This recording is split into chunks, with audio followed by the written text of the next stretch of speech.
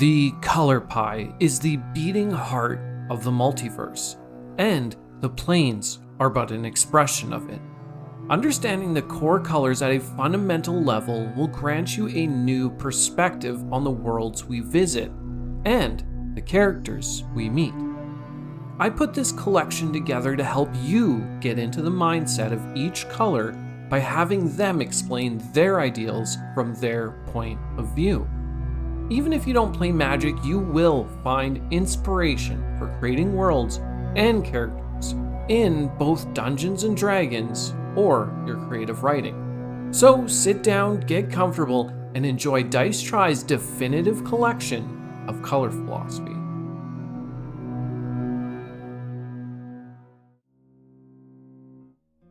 The good we secure for ourselves is precarious and uncertain, until it is secured for all of us and incorporated into our common life. White, the color most transfixed with its idealist viewpoint, one that aims to create a world where no one is left to suffer. Of all of the 5 colors of Magic the Gathering, I find white to be the one that mirrors humanity's needs the most. Not so much in our carnal or animal side, but more our need to group and find a common purpose. A purpose rooted in our need for order, peace, and structure. A noble pursuit that sets in stone its worldview. You see, white is rigid in what it believes and will not accept anything but this end. It is an idealist through and through, and because of this, it leaves little room for interpretation of its utopia. It is a philosophy that will benefit those that conform, allowing those who do a life without strife. But because of this, white has no need for those that go against the grain. White is a marvel in that it truly is the color that can love and punish in equal measure. If you don't quite know what I mean, then don't worry. After this video is finished, you will have a firm understanding of white. I will explain what is at the core of its beliefs, what motivates it, what traits it respects or reviles in others, and much more. My hope is that by the end of this video, no matter what your current understanding of the color pie is, you'll come out of it with a more complete picture of the building blocks of Magic the Gathering, and the philosophies that come from its colors. So, where do we begin? Well, it's simple really. We begin at birth. When we are first brought into this world, we're helpless and weak, and we rely on the kindness of our caregivers in order to grow into functioning adults. Every step of the way, we require a kind and helping hand, a strong sense of safety, and a rigid set of guidelines. We must be told what is safe and what may harm us. We depend on others to feed and clothe us, and it is through this guidance and kindness that we may prosper, or without it, suffer. White understands the power of nurture and the role it plays in our existence, not just in our childhood years, but all throughout our lives. Now, I want you to stop for a moment and think about your own life. Do you find that you lack structure, or are you content with the life that you've built around yourself? For most people, no matter which way you answer this question, you are at the very least aware of the fact that stability, safety, and peace are things we all need in order to remove stress and anxiety from our lives. For if we were to remove these things, we would be left with a life that is chaotic and stressful. And so it is from this perspective that white establishes the core of its ideology. No one needs suffer in this world, and together we can build our utopia. I know I'm talking in a manner that doesn't quite reveal the truth about white, but I just wanted to set up a base perspective for you. So now let us move on to exactly what I mean. White states that in order for us all to live a life of peace and stability, it requires structure, and structure requires law, and through law, we breed order. Now, of course, it's impossible for everyone to find exactly what they want out of this way of life, but we must be willing to sacrifice personal gain in order to find stability, and in that stability, we may all, at least, find peace. You see, by working together, making sacrifices for one another, and shedding our ambitions, we may set up not just ourselves, but everyone we care about for a life without strife. It is then quite important that we must value our neighbors as we value ourselves, and allow their struggles to become ours, and ours theirs. And through this collective selflessness, the load is never too great for one person. Of course, the first question you might ask is, if white states that we're all equal, then who could possibly set the rules and write the laws? Someone has to set a precedence, right? Well, in that you are correct, as even though all within white must do their part, we must still look to those who are wiser, holier, or more disciplined than us. We must ask our kings to set the laws, we must listen to the hymns of angels to find our path, and we must take to one knee and heed the words of our gods. As you see, there are those that have a deeper understanding of the true meaning of white than we do, and so their words must be counted as law, a law that precedes our own desires, even if we don't understand their intent. Because of this, it's probably no surprise that white is the color that most aligns with religion and authoritarian leadership. It allows the burden of many to be placed on one, and in turn, take the words passed down from the one to be the truth, and the one way that we should live our lives. White very often looks to those who can set an example of how we should be, and in turn, guide us with their actions. This way of doing things can come at a cost though, and there are those who would abuse such willingness to follow, but to white, there's no other way. We must believe that there are those that would act with our best interests in mind, and in most cases, those filled with white mana will act for our good. I know that what I've discussed so far may be hard to accept at first for some, but if we're to live in a successful society, it will take discipline, restraint, and compliance. You and I will have to learn to put our egos down and look to each other for security, and in this mindset, we will find that we've created a utopia from the ashes of chaos. One where we lift each other up instead of climbing over one another just to get ahead. I said white was an idealist, and I meant it. It has a perfect picture in its own mind of how it believes the world should be and how everyone within it should behave. So what is this perfect world, or utopia, in the eyes of white? Well, an ideal world to white is one that is united under a single banner, and one that is rallied by either a single king or god. It would be a world where war was no more than a memory, something relegated to history books to show how far it had come. It would be a world where everyone had what they needed, and unneeded suffering was replaced with tranquility. In this society, laws would be written in stone and acted upon with total conviction. But of course, in this utopia, it would be unnecessary, as undesirable human traits would have been left behind long ago, replaced by compassion, piety, and discipline. This new world would be one where no one takes more than they need, and no one acts against their neighbor, only for them. Now, of course, there are those who will go against the grain, those who see something beautiful and simply want to destroy it, those who think of structure as a prison and think that discipline is weakness, colors like black who only seek to satisfy their ambitions, or red who would follow their hearts into anarchy. Just the thought of this boils the blood of white. It cannot understand those that would act in a manner that is selfish or destructive. White cannot begin to entertain the thought of what would bring a person to lash out against their fellow man. To white, there is nothing more reviled than this, and so it is left with little choice, but to return with equal measure against those that would strike against it. Laws are rigid, the words of gods are absolute, and so anyone who steps against these doctrines loses any privilege they had of being accepted. At best, they'll find their neck in the stockade. At worst, the guillotine. Sure, you may think that white is harsh, that its methods lack finesse, but ask yourself, is the world these bad actors wish to bring about one you would wish to be a part of? On the other side of it, there are those that see a similar path as white, even if white doesn't agree with everything they do. While white is always striving for its version of utopia, it can still find traits within these other colors that it appreciates and respects, such as the efficient, devoted, and calculating mind of blue, one that sees the value in perfecting the world around it.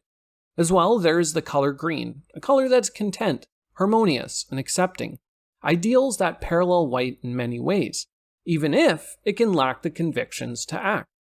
I know there are points when I speak about white that you might pull away. You may be turned off from such things as discipline, conformity, or law. I know for me personally that these things don't sit well with me either. But we must also remember the intentions of white. It is a philosophy that asks for compassion, all while knowing that our human desires can sometimes push us into acts that are selfish and destructive. White merely asks that you devote yourself to something greater, a pursuit that is noble and selfless, one guided by morality and not desire. Sure, it may sound naive and overtly idealist, but if you don't have an ideal to stand for, then what future can you hope to create? Whew, I am so happy to finally... Knowledge has to be improved, challenged, and increased constantly, or it vanishes. Blue is the eye that is always looking to the future, the mind that is transfixed with life's riddles, and the hand that crafts spectacular tools of magic and steel. Blue is the question at the tip of the inquisitive tongue. Simply put, blue is the color that sees itself and the world around it as incomplete, something to be shaped and improved upon, a task it obsessively intends to complete. It is the color that aims for perfection and understanding in all things. What is interesting, though, is that if blue were to be honest with itself, it would tell you that perfection is an ever-shifting goal, an impossible dream, but one it will devote its life to pursuing. For when something has improved to the state of blue's ideal, it only opens a new door of understanding, and in that understanding, a new perspective is gained. And in that perspective, it sees there is more that can be done. You see, blue has an insatiable habit for learning, tinkering, and iterating, a habit that guides much of its actions. But what does this really look like? How does this mindset come to be? And where will it lead blue? In this video, I will discuss just that, and hopefully, with this knowledge, you'll have a better understanding of one of the fundamental building blocks of the color pie. Alright, now that I've set the stage, I want you to get comfortable and join me in taking a closer look at blue. The eye opens to a new world. It does not yet understand what it sees, but it takes in all of the wonder before it. Blue, when broken down to its simplest form, is a color that gains satisfaction from understanding itself and the world around it. Then, armed with this understanding, it can find its true purpose. Blue takes in every bit of sensory information it can, and forms an image in its mind of what it wants from this life.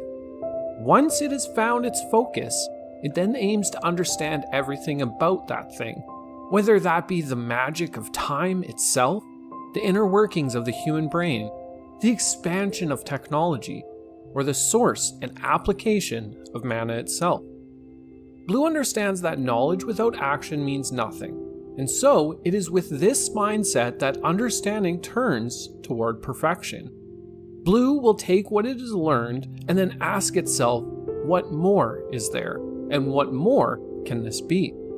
To this end, blue utilizes magic and tools crafted by its own hand, magic that unlocks further magic, and tools that allow the construction of more complex tools. But understand this, in the mind of blue, magic is just as much of a tool as a hammer, and there is hardly a distinction between the two, making blue quite interesting in that it adapts itself to accomplish what tasks it wishes to solve, and in turn will just as soon become an artificer as it would a wizard.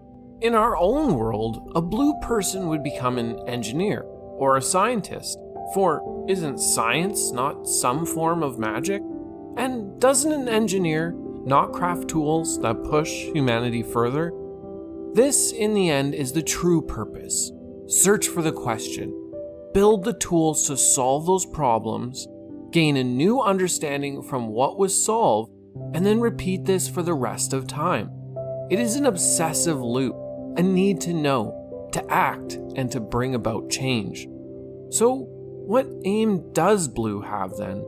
what would it be satisfied with? Or could it ever really find satisfaction? Well, in a lot of ways, I don't really think blue could ever be satisfied, as every step forward allows it to peer further down the path, and in turn, it sees that the path has no end.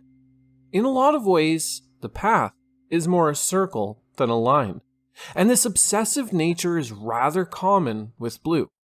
To some, it may seem like a frustrating existence, but to blue, this is what makes life worth living. For really, what would life be if you had nothing to work towards, even if that work is never complete? Now, let's step away from how blue thinks for a second and discuss what sort of utopia or ideal world it would like to see, as I think this helps shed light on the mentality of any color.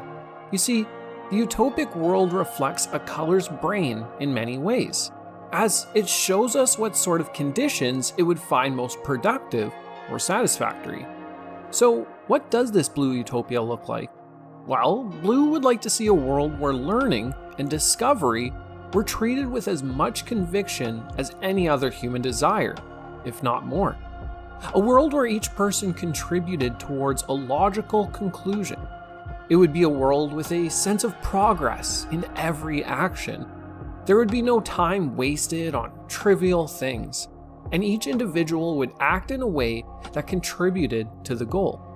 Of course, this would lack the aspects of humanity that we're used to, and would in many ways devolve into a robotic society. But it would be one that would surpass the constraints put on humanity by our own frivolous desires and emotions. Blue pleads with us to look to a future that is more impressive than the fate we're stumbling towards right now. It says to us, look skyward to the stars and think for a moment, how far would we be if we spend less time making weapons to destroy and more time making tools to create? Think of what could be done if we stopped wasting time and started utilizing it. In this way, blue is the color that often finds itself completely obsessed with whatever it is that holds its focus, sometimes to its own detriment. It can be hard to hold a relationship with a blue person, as they may neglect those around them, if those people do not contribute to its work in some way. It is the color that is just as happy working alone as it is with others, just so long as those people do not impede in its progress. Now, don't get me wrong, blue is aware that it can accomplish more together than alone. In that way, it can often agree with white, as it's just as important to find a perfect version of society as it is to find the perfect version of oneself. To blue, it is the perfection of all things that is the true goal. So, in a lot of ways, white and blue walk a similar path. It's just that one uses compassion and the other logic. Now, this is not to say that blue is always aligned with white though. We must also be aware of its other neighbor, black, a color that brings out a different side of blue, as it finds black's sense of amorality a boon, especially when working on things that require a lack of empathy, as it can have little use for ethics when the truth is so close. It also finds a like mind in black in that both colors value a sense of ambition, a goal that shifts ever higher. Blue is always pulled in these two directions at every moment, creating a conflict of logic versus compassion. Blue must always be wary of this, as reason without empathy can often turn a person cold and unfeeling. On the other side of it, you have the colors that bring blue frustration, colors only living for the past or the present, never acting on what the future could be. Colors like green, that think constant improvement is a sin to nature.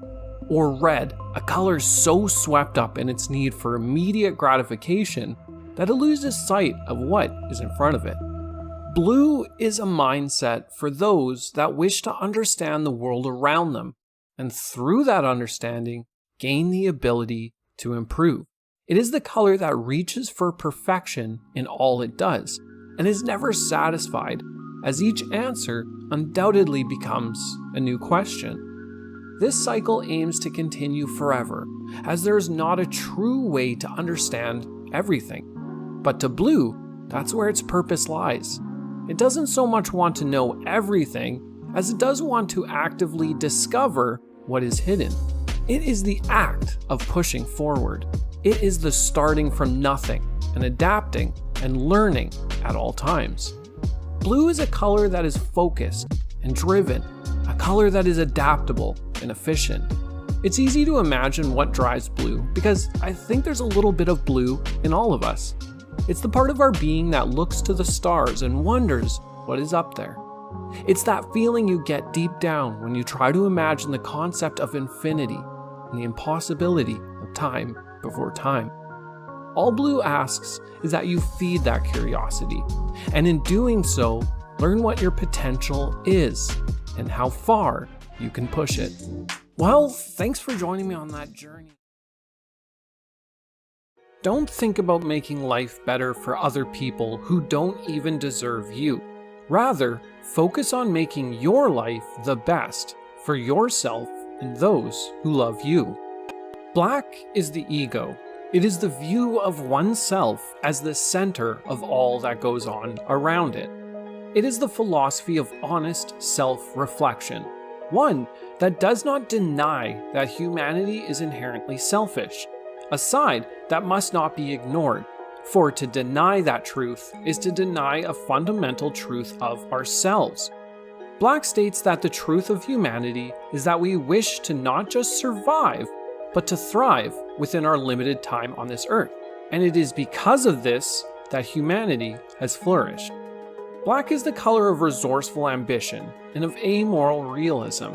It does not ask what others may do for it.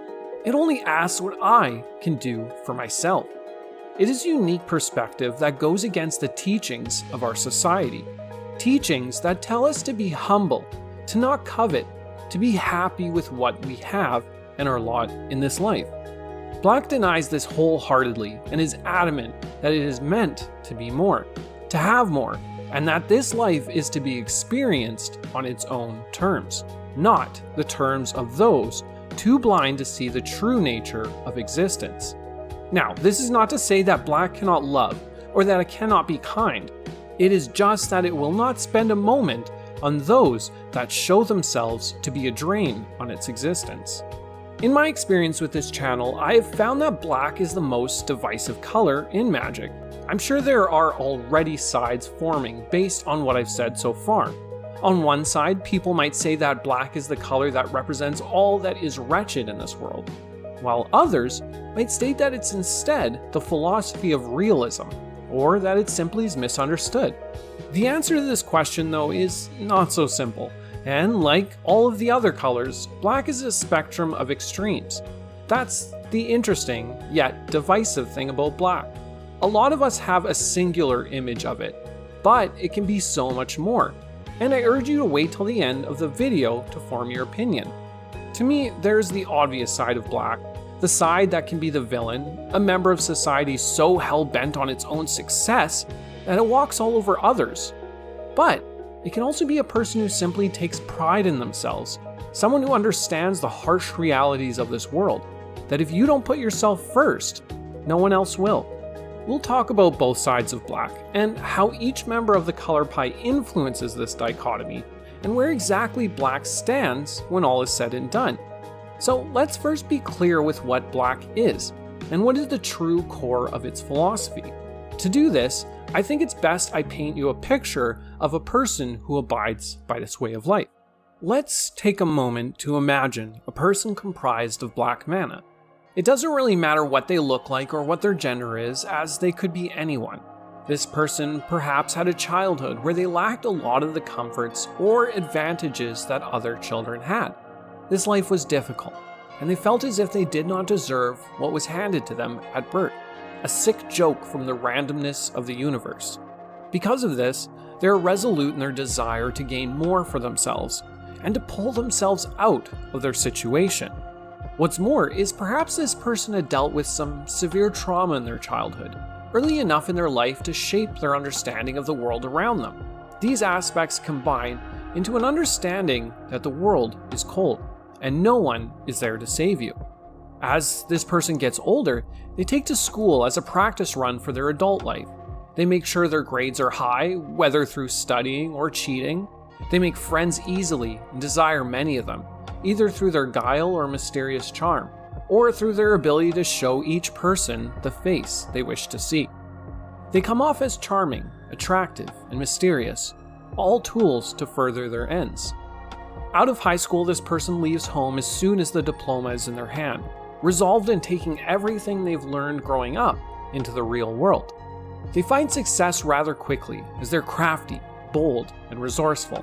This person climbs the ladder of their chosen career with ease, as they know what to say and do to place themselves into higher levels of power.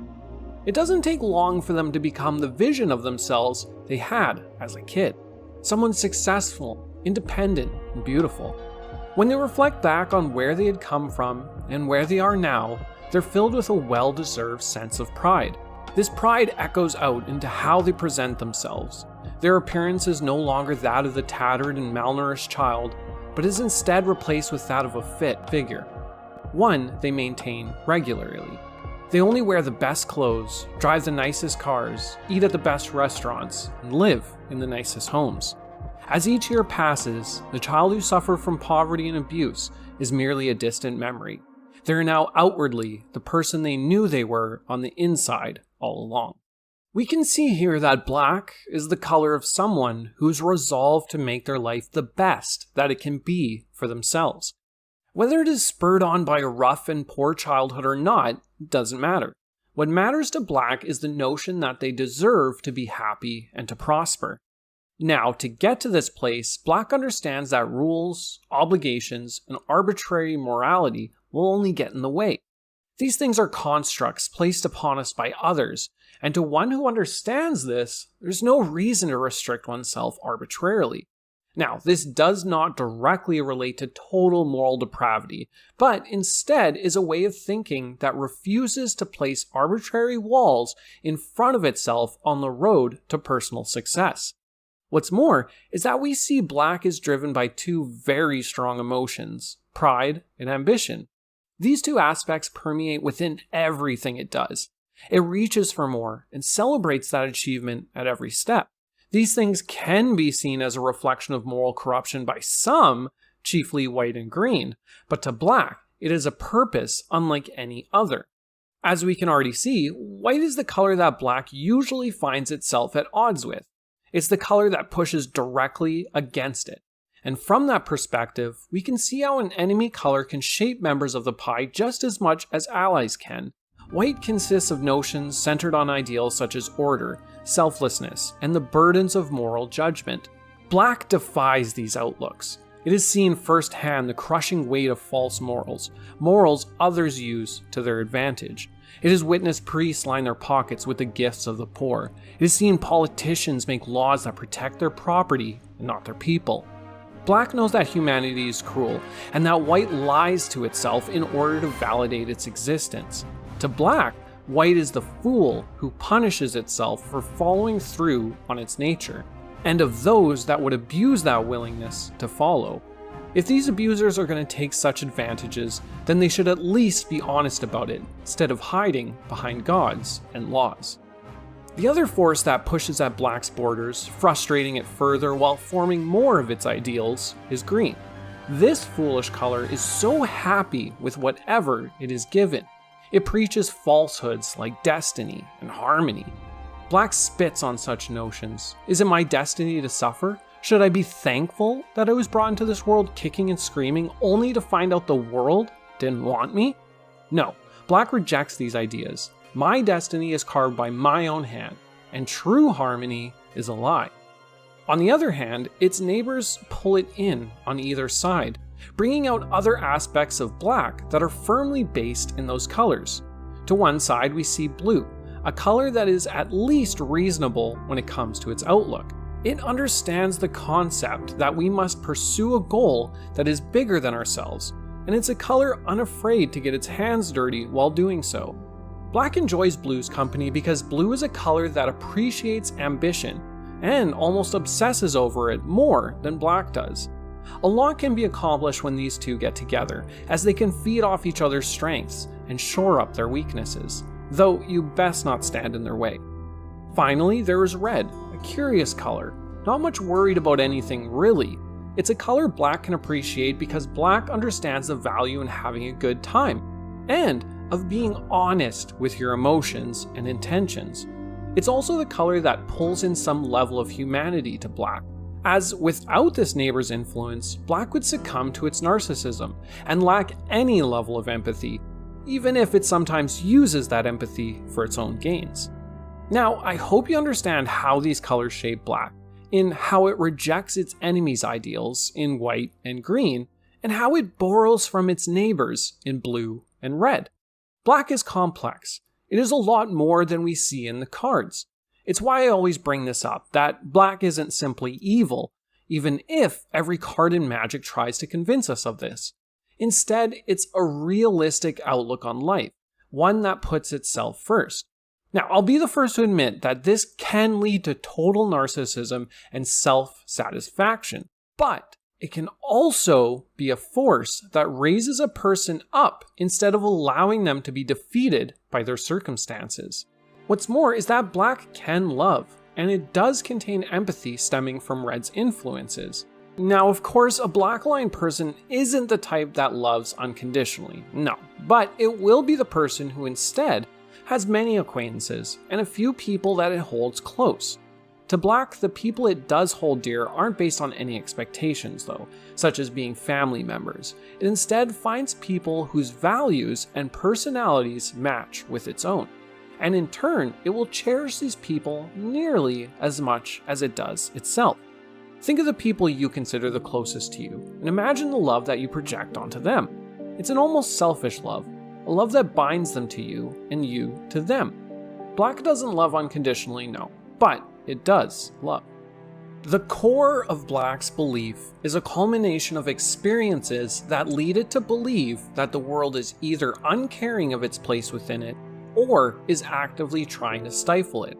Black then decides that it must lash out at this world in equal measure. On one end of the spectrum, it could be a person who simply wants to thrive in a world that has left them without any tools to do so. While on the furthest end of the spectrum, it could be someone who actively feels that life is a toxic and horrid existence, and in turn reacts to it in a manner that reflects that outlook. Like all colors though, Black is a spectrum of values. On one end, I think there is a realistic outlook that drives a person towards success, while on the opposite end of the spectrum, we do see a true villain. Where you choose to align yourself has a lot to do with your experiences that shaped your outlook. To me, Black is an honest mindset. It knows what it wants and what is important to it, and in this way, it sheds anything that does not align with this goal. Yes, that can mean it sheds its humanity, but it can also mean that it sheds every disadvantage that this cruel and random existence hands down to us. And there it is, Black. It honestly... The best and most beautiful things in the world cannot be seen or even touched. They must be felt with the heart. There's something special that can be said about the simplicity of red, a color whose intentions are rooted in the pure impulses of the heart, a color not bogged down by the doubts crafted by our own minds, doubts which can hold us back from getting the most out of our lives. Now, don't be fooled by such words as simplicity, as this is not an offhanded remark. It is instead a strength in this context, and refers to a purity of emotion. As every moment we spend doubting ourselves, we move further away from our true nature.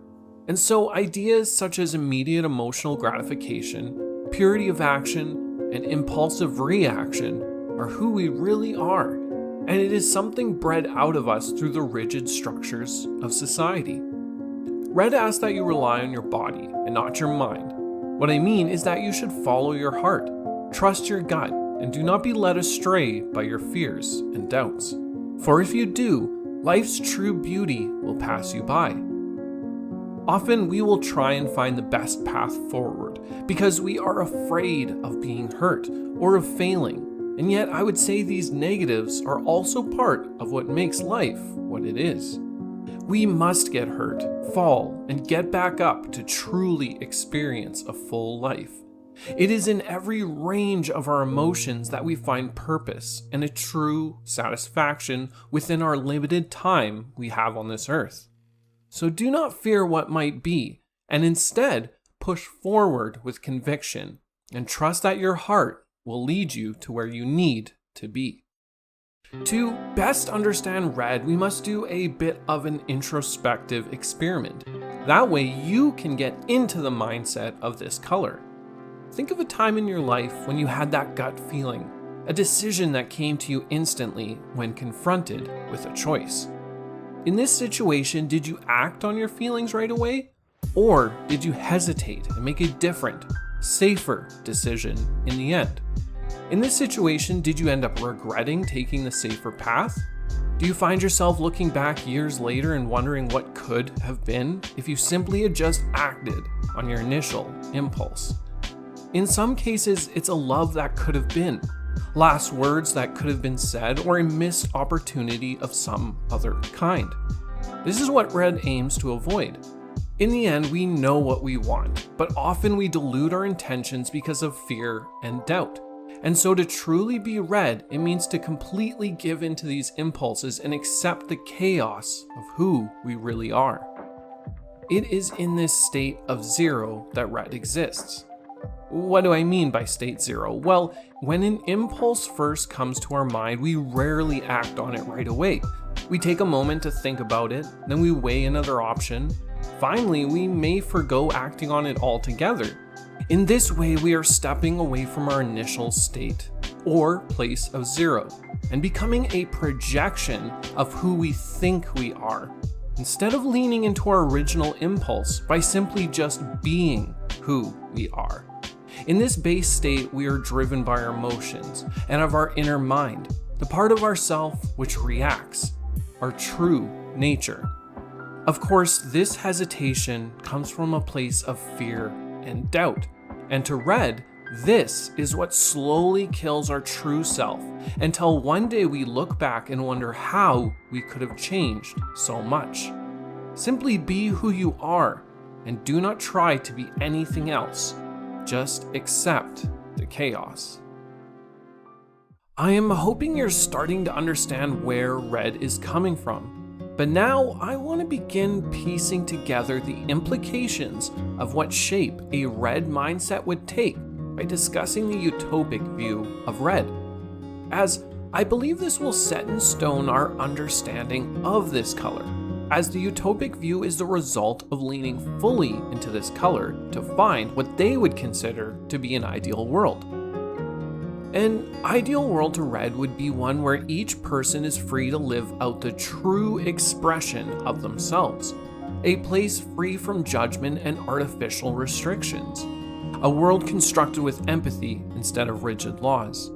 It would do away with systems and laws which only benefit the few who create them. Of course, there would be a level of chaos here, as everyone's intentions vary wildly, and yet the people within this world would find a rhythm here, a place to be without fear.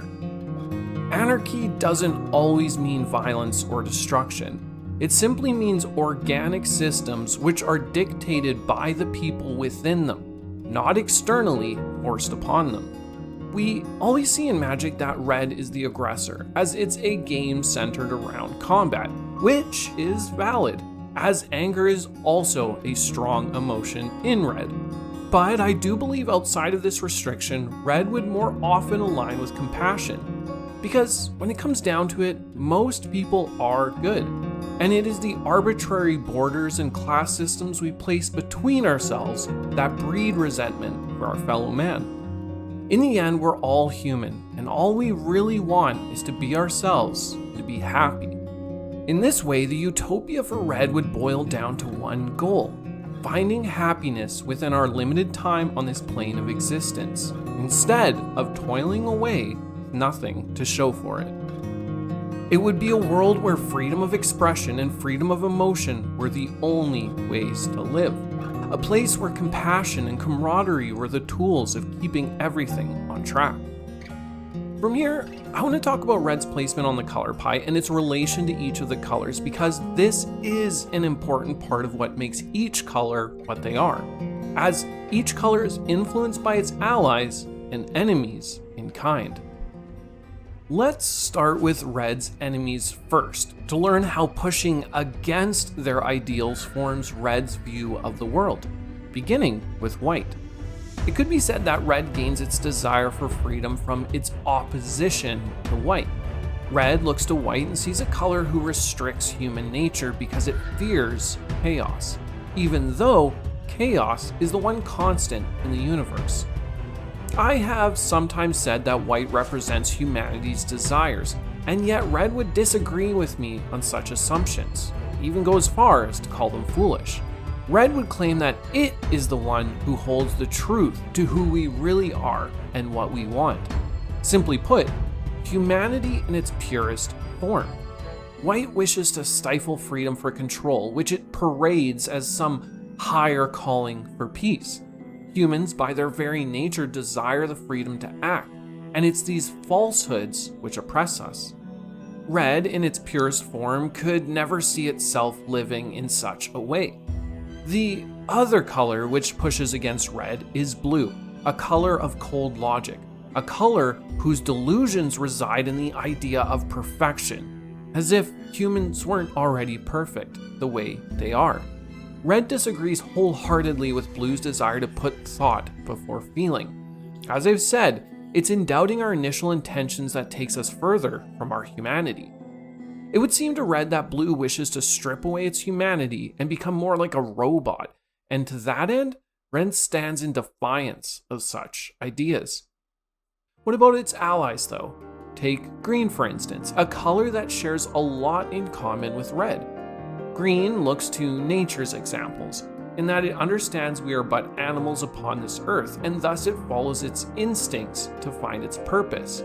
And isn't instinct another form of impulse? Sure, red would say we are humans, not animals, and we deserve more than that classification. We are indeed a unique part of this world. But there is a lot of room for overlap between these two colors. Green respects freedom, and in that way these colors help show each other that the answers we seek are right in front of us all along. We must simply look within to find them. Finally, there is black, a color much like red in that they both share a belief in the individual, in finding the path that is right for you, of getting the most out of your life. With both colors being enemies of white, they have a focus on personal satisfaction and validation. While black can take individualism too far at times, red can find common ground with black. And to that end, they both reflect the desires we all hold deep within. Red, simply put, is the color of freedom, passion, and emotional purity. If we look deeper into our own souls, we will find red within. It's the pulse of the heart that wishes to be free. It is the visceral reaction to what excites us, or of the deep love that binds us. This feeling is strongest in us when we are young. As children, we follow our heart no matter where it leads. Some say it's emotional immaturity, and yet red would state that it is us adults who are emotionally immature. By stunting, controlling, and concealing our emotions, we're saying that we don't like who we truly are. And to red, that's a shame. We need to reconnect with the child inside all of us, the one who gets excited, angry, sad, and happy at the drop of a hat. We must stop fearing our true nature, follow our heart wherever it may lead. Sure, we may get hurt, we may fall or embarrass ourselves, but if we don't put ourselves out there, then we'll never fall in love, find fulfillment, or act upon our desires. Well, that was the second last one of the read. Tradition is not the worship of ashes, but the preservation of fire. Listen to the rustle of the leaves, the babble of the brook, and you will hear the words of green, a color who looks to nature for guidance, as it holds all the answers we seek. There's no need to complicate things. We are products of nature, and because of that, she is within each one of us. Even in our modern age, a time where we move further and further away from her, she still calls to us and impacts our very existence. Green understands this, and instead of pursuing a purpose which is fabricated, it instead looks within and to the examples laid before us by nature. We were not meant to be surrounded by brick and battery, as this life erodes the purity of our soul. Green states that our instincts will guide us, and if we listen to them, we will have everything we need. There is a sort of greed that takes over our soul when we believe we deserve more than we need to live. And in that way, we strip away our true purpose. To be green means to hold on to traditions and the old ways of doing things. And in following proven paths, we will lead a more balanced life. It is a simplicity found at the heart of our souls. The tragic part is that we are aware of this, but fear the loss of our conveniences. This mindset, masked as ambition, is what drives us further away from what we were meant to be.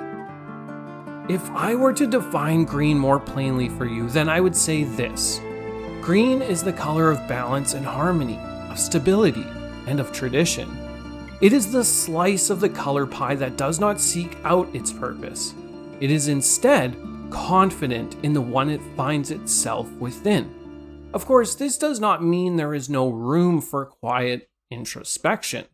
No, instead it means searching for your purpose through the examples laid out by nature and being confident in your place once you have found it.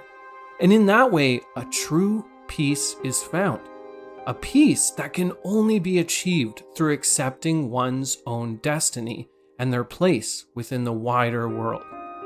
Many colors act to enforce what they believe to be the one truth onto the world around them, while green instead goes with the flow and finds a rhythm in nature's sweet song. It can be hard not to speak in such abstract terms when talking about green, and that is because there's no rigid definition. Each person's purpose is different and is dictated by their environment, but when you do find yourself wandering from your path, step back into nature. She will guide you through example. Therefore, things like tradition are important in that tradition represents a system which has worked for many years and guides us to where we need to go. What this means is looking to the past and present for answers, not the future. Animals act in their own form of tradition, in that their natural instincts cause them to act in a way that each member has for thousands and thousands of years, only changing when they must. And in that way, humans within green use tradition as a form of intuition. This does not mean green will not change. The difference is in the pace, as rapid change requires destruction. Instead, it is a personal growth through slow iteration, like that of an old tree whose branches reach slowly for the sky. For if it were to grow too fast, it would not have what it needs to survive, and in that way, it would perish. Or of evolution, which takes place over a millennium, refining the purpose of a species. If nature could stay as it is, forever in its natural balance, it would. And in this way, there is harmony. No one entity has more than they need, and each one has as much as they require. This is what I mean by nature's examples. If you're unsure of how green would act, simply just look to her lessons. They're all around us. Speaking of tradition, let us now continue the tradition of this series by discussing the utopic world for green. That way we can gain further insight into the core values of this color through example. It would be simple to just say that the utopia for green would be a world that was wild and left untouched by fallacies such as progress. But I want to change our perspective and talk about how we as people could achieve this utopia, or what examples there are out there of this idea. For one, it would require us shedding our rigid society and moving closer to nature. In this way, we would make a new home for ourselves, one that does not impede on the land around it, a place furnished with only what we need to live an adequate and happy life. We would hunt and forage for what we need and use every bit of what we've taken from the earth. There will always be a hunter or a gatherer. The issue arises when you take more than you require, thus upsetting the ever-important balance we all depend on. I believe in this way we can look to peoples who have made this way of life work until the day they were colonized, of the native populations of the Americas or of the tribes of Africa, people who lived and, in some cases, continue to live simple lives which are in harmony with the world around them and not in defiance of it. This, to me, is the space in which green sits. From here, I want to talk about the placement of green on the color pie, of its enemies and allies, and how their proximity helps shape this color, as it does with every color. I like to start with the enemies first, as their defiance of those colors shape much of its own ideals. First, we have black, a color of pure self-interest, one who will use up all around it for even an ounce of satisfaction. This, in Green's mind, is the greatest sin. Green does not believe that the individual has more importance than that of the wider environment around them. In this way, it shapes Green's view of itself, in that we must act with each entity in mind. The human is no more important than the animal, and the animal no more important than the tree. For where would we be if one of those things were to be removed? Everything would fall apart. Then there is blue, a color of ambition, manipulation, and logic. Green cannot understand what would drive a person to believe they know more than Mother Nature herself. We cannot apply cold logic to that which dictates everything around us.